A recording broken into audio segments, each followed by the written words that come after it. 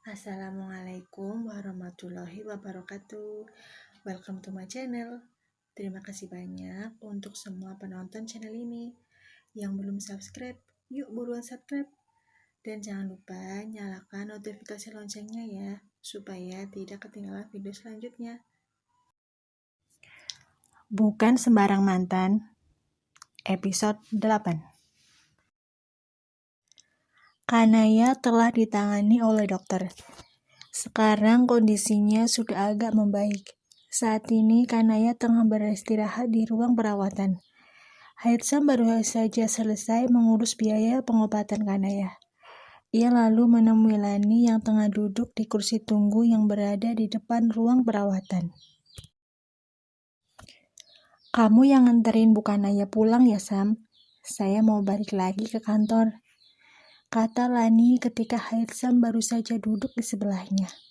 Haitsam hanya mengangguk sebagai jawaban. Oh iya Sam, kok kamu bisa tahu kalau Bu Kanaya alergi udang? Tanya Lani selidik.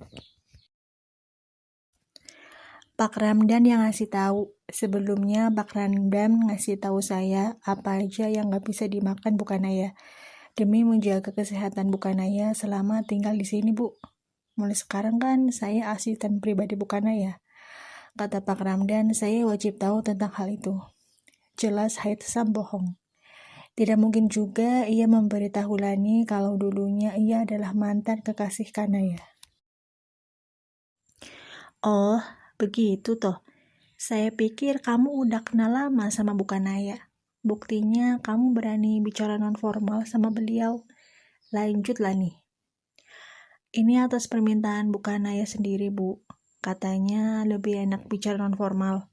Mungkin alasannya karena jarak usia di antara kita berdua gak terlalu jauh, balas Haitsam. Tapi ya Sam, saya merasa ada yang aneh dengan Bu Kanaya. Beliau kan alergi udang, tapi tadi beliau sendiri malah ngambil sayur brokoli sama udang, Sam. Ini aneh banget kan, Sam? Kalau udah tahu alergi udang, harusnya jangan ngambil udang dong. Apa Bu Kanaya sengaja ingin mencelakai diri sendiri? Tapi buat apa gitu ya? Lani terheran-heran dengan tingkah aneh Kanaya. Haitsam sempat tak percaya kalau Kanaya memang sengaja memakan udang, padahal sudah tahu punya alergi terhadap udang. Apa alasan Kanaya ingin mencelakai diri sendiri? Atau mungkin Kanaya sedang berusaha mencari perhatiannya? Saya balik ke kantor sekarang ya Sam. Habis ini kamu antar Bu Kanaya pulang dan suruh beliau untuk istirahat yang cukup. Lani pun pamit. Setelah Lani pergi, Haitsam putuskan untuk menemui Kanaya di ruang perawatan. Ranjang Kanaya berada di paling ujung. Dengan hati-hati, Haitsam menyibak tirai berwarna biru muda tersebut. Ia mendapati Kanaya tengah duduk bersandar. Kamu udah enak kan? Kalau udah ngerasa enak, kita bisa pulang sekarang. Haitsam memilih duduk di kursi plastik yang terletak di samping kiri ranjang. Aku udah mendingan kok. Ya udah, kita pulang sekarang. Kanaya berniat turun dari ranjang. Terlihat Haitsam dengan sikap membantunya. Kamu bisa jalan sendiri kan? Gak harus aku bopong lagi. Haitsam merasa keberatan kalau harus membopong Kanaya kembali. Aku bisa jalan sendiri kok, dan gak perlu kamu pegangin juga. Kanaya tiba-tiba menyingkirkan tangan Haitsam dari lengannya.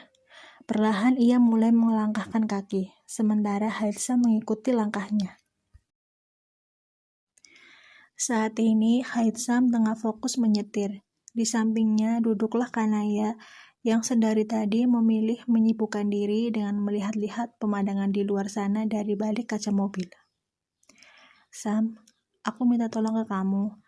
Tolong jangan bilang ke Ayah Hari sama Mas Ramdan ya Sam, kalau aku habis keluar dari rumah sakit, ucap Kanaya. Memangnya kenapa? Aku gak boleh bilang ke mereka. Kamu takut mereka akan mengira kalau kamu sengaja mencelakai diri sendiri dengan cara nekat makan sayur yang ada udangnya? Tebak Haitsam. Kanaya tampak bingung harus memberikan penjelasan seperti apa pada Haitsam. Dari dulu kamu paling benci sama sayur brokoli campur udang kan? Alasannya karena kamu gak suka brokoli dan kamu alergi udang. Tapi kenapa sekarang kamu justru dengan sendirinya memakan sayur tersebut? Kamu pasti ingin membuat diri kamu celaka supaya aku jadi care sama kamu lagi. Kamu lagi campur sama aku, Nay. Tingkah kamu ini benar-benar mirip anak kecil, Nay. Haitsam kelepasan memarahi Kanaya karena ia cukup geram dengan tindakan gegabah yang telah dilakukan oleh wanita tersebut. Aku memang sengaja memakan sayur yang ada udangnya, karena memang aku ingin mencelakai diriku sendiri. Itulah caraku agar aku bisa lupain kamu. Aku selalu melakukan hal itu dari dulu, tepatnya setelah aku memutuskan untuk meninggalkan kamu.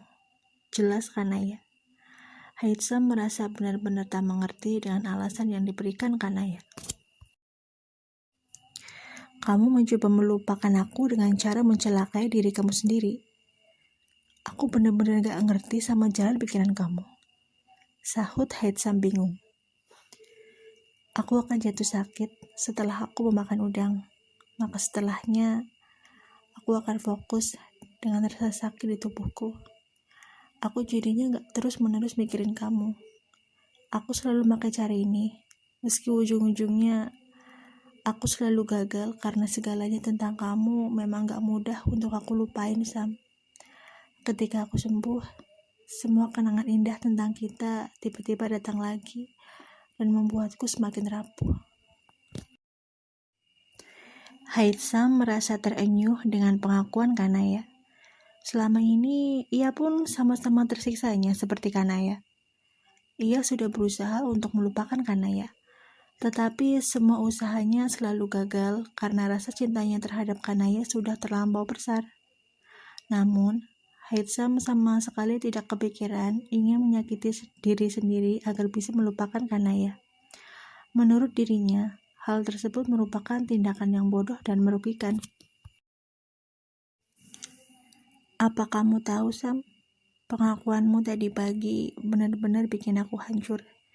Tapi, aku sama sekali gak punya hak untuk merubah keputusanmu. Dari awal memang aku yang salah. Aku yang memilih untuk ninggalin kamu. Sekarang, aku harus ikhlas melepas kamu.